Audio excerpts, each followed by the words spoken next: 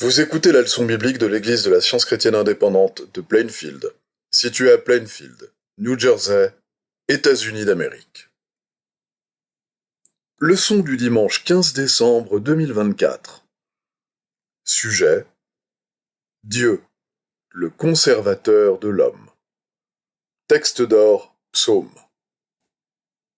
Confie-toi en l'Éternel et pratique le bien. Aie le pays pour demeure et la fidélité pour pâture. Lecture alternée. Ésaïe, Ézéchiel. Ainsi parle l'Éternel à son oint. Je suis l'Éternel, et il n'y en a point d'autre. Hors moi, il n'y a point de Dieu.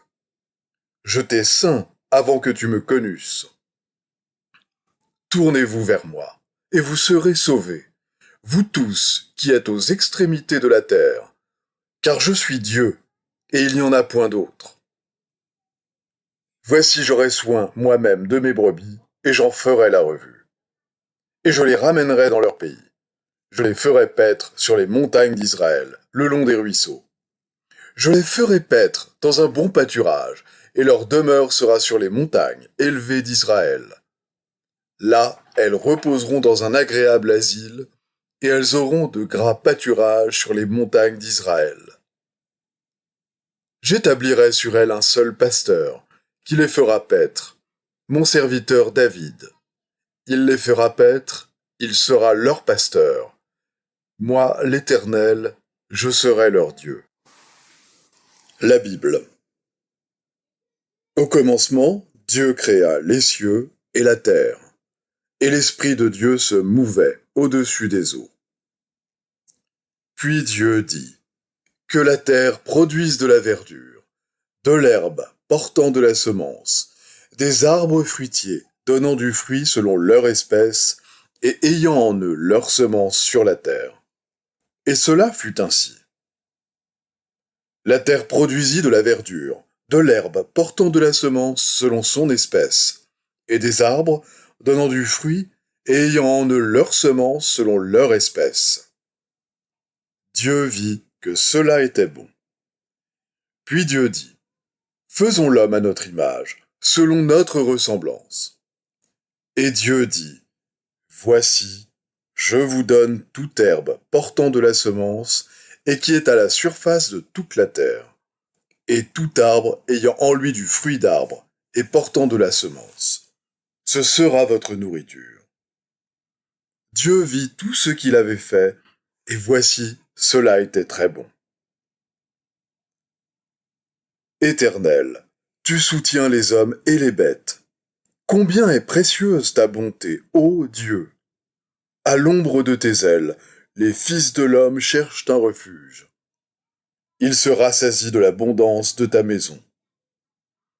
Car l'Éternel, ton Dieu, va te faire entrer dans un bon pays, pays de cours d'eau, de sources et de lacs, qui jaillissent dans les vallées et dans les montagnes, pays de froment, d'orge, de vignes, de figuiers et de grenadiers, pays d'oliviers et de miel, pays où tu mangeras du pain avec abondance, où tu ne manqueras de rien.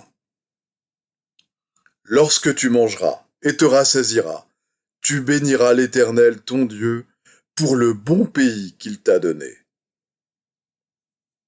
La 3e année du règne de Joachim, roi de Juda, Nebuchadnezzar, roi de Babylone, marcha contre Jérusalem et l'assiégea. Le roi donna l'ordre à Ashpénaz, chef de ses eunuques, d'amener quelques-uns des enfants d'Israël de race royale ou de famille noble. De jeunes garçons, sans défaut corporel, beaux de figure, doués de sagesse, d'intelligence et d'instruction, capables de servir dans le palais du roi et à qui l'on enseignerait les lettres et la langue des Chaldéens. Le roi leur assigna pour chaque jour une portion des mets de sa table et du vin dont ils buvaient, voulant les élever pendant 3 années, au bout desquelles ils seraient au service du roi. Il y avait parmi eux, d'entre les enfants de Juda, Daniel, Anania, Michaël et Azaria. Daniel résolut de ne pas se souiller par les mets du roi et par le vin dont le roi buvait, et il pria le chef des eunuques de ne pas l'obliger à se souiller. Le chef des eunuques dit à Daniel, « Je crains, mon seigneur, le roi qui a fixé ce que vous devez manger et boire. Car pourquoi verrait-il votre visage plus abattu que celui des jeunes gens de votre âge? Vous exposeriez ma tête auprès du roi. » Alors Daniel dit à l'intendant à qui le chef des eunuques avait remis la surveillance de Daniel, de Hanania, de Michaël et d'Azaria, « Éprouve tes serviteurs pendant 10 jours, et qu'on nous donne des légumes à manger et de l'eau à boire. Tu regarderas ensuite notre visage et celui des jeunes gens qui mangent les mets du roi, et tu agiras avec tes serviteurs d'après ce que tu auras vu. » Il leur accorda ce qu'ils demandaient, et les éprouva pendant 10 jours. Au bout de 10 jours, ils avaient meilleur visage et plus d'embonpoint que tous les jeunes gens qui mangeaient les mets du roi. Au terme fixé par le roi, pour qu'on les lui amenât, le chef des eunuques les présenta à Nebuchadnezzar. Le roi s'entretint avec eux, et parmi tous ces jeunes gens, il ne s'en trouva aucun comme Daniel, Hanania, Michaël et Azaria. Ils furent donc admis au service du roi.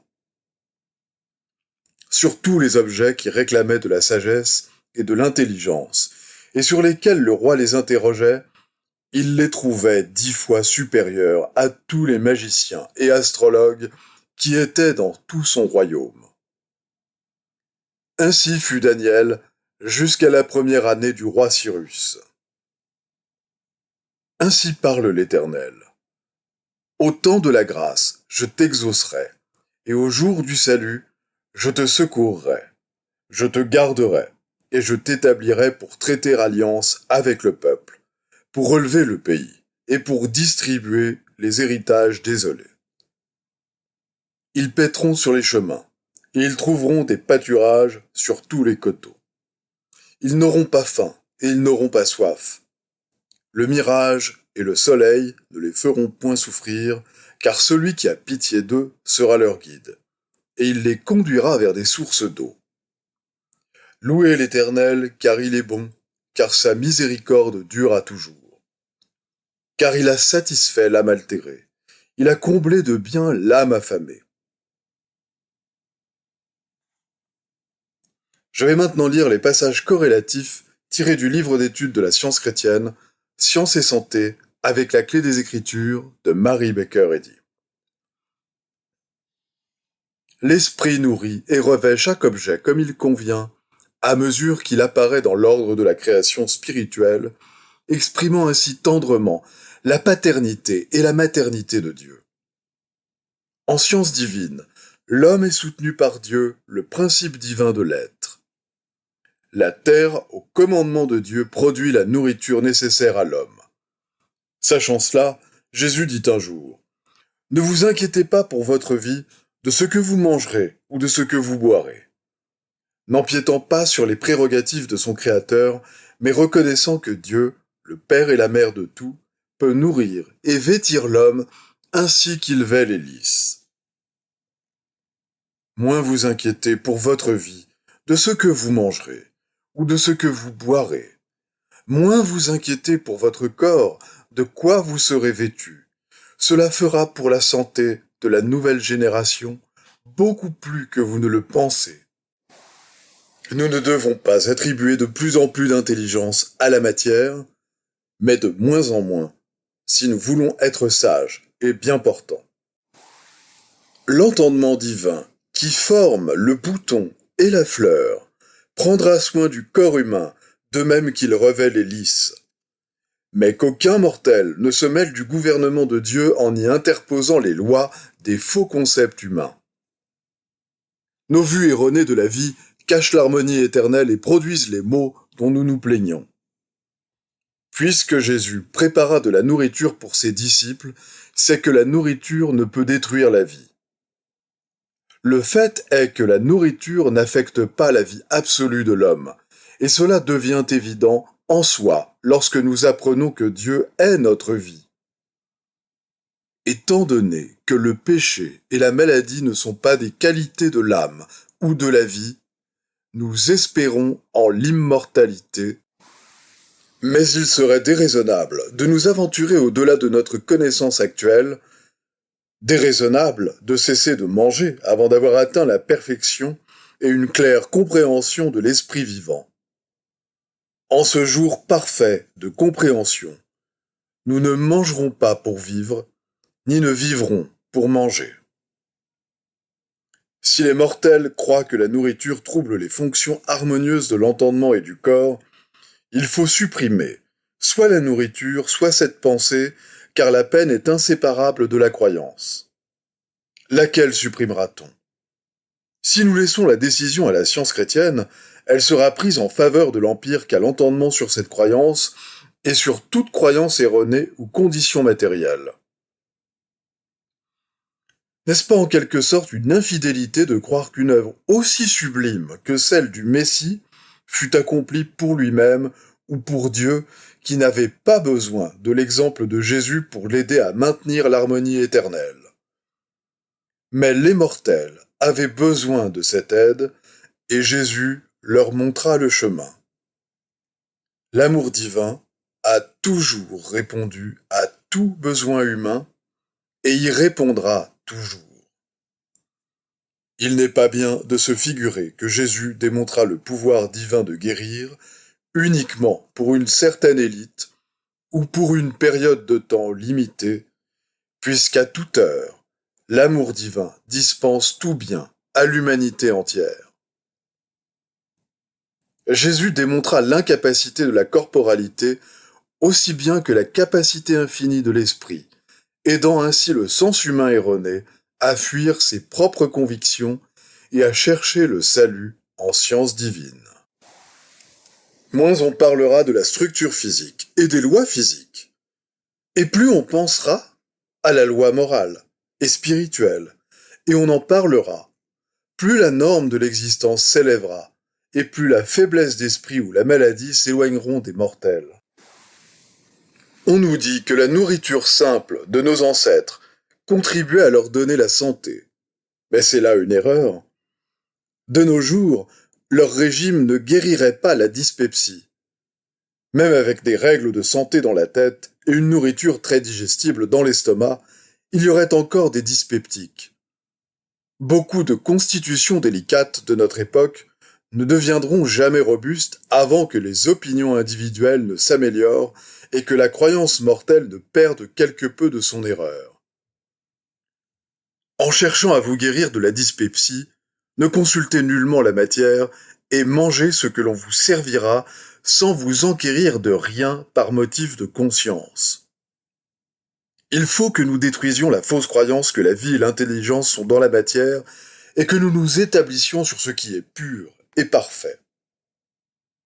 Dieu forme et peuple l'univers. Les prétendues substances minérales, végétales et animales ne dépendent pas plus maintenant du temps ou de la structure matérielle que lorsque les étoiles du matin éclataient en chants d'allégresse. L'entendement fit l'herbe des champs avant qu'elle ne fût sur la terre.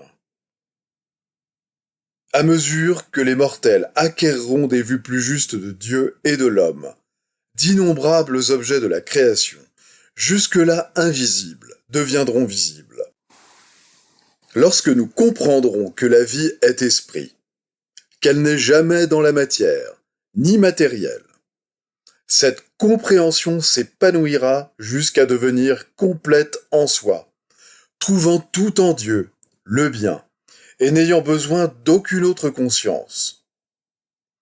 Lorsque nous trouverons le chemin en science chrétienne et que nous reconnaîtrons l'être spirituel de l'homme, nous verrons et comprendrons la création de Dieu, toutes les splendeurs de la terre et des cieux et de l'homme. Lorsque l'Éternel Dieu, Jéhovah, fit une terre et des cieux, aucun arbuste des champs n'était encore sur la terre, et aucune herbe des champs ne germait encore. Telle est la déclaration formelle que Dieu crée tout par l'entendement, non par la matière, que la plante croît non grâce à la semence ou au sol, mais parce que croître est le commandement éternel de l'entendement. L'esprit agit par la science de l'entendement, n'obligeant jamais l'homme à cultiver le sol, mais lui donnant la supériorité sur la terre. La connaissance de ce fait élève l'homme au-dessus du sol, au-dessus de la terre et des choses terrestres, jusqu'à la consciente harmonie spirituelle et jusqu'à l'être éternel. Ici, le récit inspiré termine son historique de l'être qui n'a ni commencement ni fin. Tout ce qui est fait est l'œuvre de Dieu, et tout est bon. Dieu est la vie, ou intelligence, qui forme et conserve l'individualité et l'identité des animaux, aussi bien que celle des hommes. Les devoirs quotidiens de Mary Baker Eddy. Prière quotidienne. Il sera du devoir de tout membre de cette Église de prier chaque jour. Que ton règne vienne, que le règne de la vérité, de la vie et de l'amour divin soit établi en moi et élimine de moi tout péché. Et puisse ta parole enrichir les affections de toute l'humanité et la gouverner. Règle pour les mobiles et les actes. Ni l'animosité, ni un attachement purement personnel ne doivent déterminer les mobiles ou les actes des membres de l'Église mère. Dans la science, l'amour divin seul gouverne l'homme, et un scientiste chrétien reflète les 12 aménités de l'amour en réprouvant le péché et en manifestant un véritable esprit de fraternité, de charité et de pardon. Les membres de cette Église doivent journellement veiller et prier pour être délivrés de tout mal, pour ne pas prophétiser, juger, condamner, conseiller, influencer ou être influencé d'une manière erronée. Vigilance face au devoir. Il sera du devoir de chaque membre de cette Église de se défendre journellement contre la suggestion mentale agressive et de ne pas se laisser entraîner, à oublier ou à négliger son devoir envers Dieu, envers son leader et envers l'humanité. Par ses œuvres, il sera jugé et justifié ou condamné.